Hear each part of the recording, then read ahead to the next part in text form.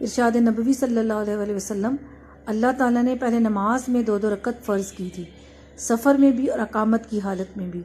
پھر سفر کی نماز تو اپنی اصلی حالت پر باقی رکھی گئی اور حالت اقامت کی نمازوں میں زیادتی کر دی گئی۔ حدیث نبوی صلی اللہ علیہ وسلم، عبدالعزیز نے حضرت انس رضی اللہ عنہ سے روایت کی، کہا رسول صلی اللہ علیہ وسلم نے فرمایا، تم میں سے کوئی شخص کسی کو نقصان مصیبت کی وجہ سے اس پر نازل ہو موت کی تمنا نہ کرے۔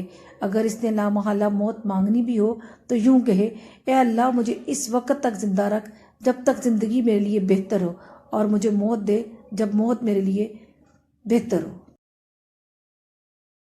علیہ وآلہ وسلم، حضرت عبداللہ بن عمر رضی اللہ عنہ سے روایت ہے، انہوں نے کہا جب مسلمان مدینہ آئے تو وہ اکٹھے ہو جاتے اور نمازوں کے اوقات کا انتظار کرتے، کوئی اس کا اعلان نہیں کرتا تھا۔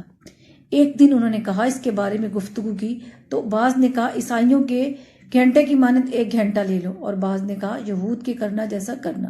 البتہ حضرت عمر رضی اللہ عنہ نے کہا تم ایک آدمی ہی کیوں نہیں بھیج دیتے جو نماز کا اعلان کرے؟ رسول پاک صلی اللہ علیہ وسلم نے فرمایا، اے بلال اٹھو اور نماز کا اعلان کرو۔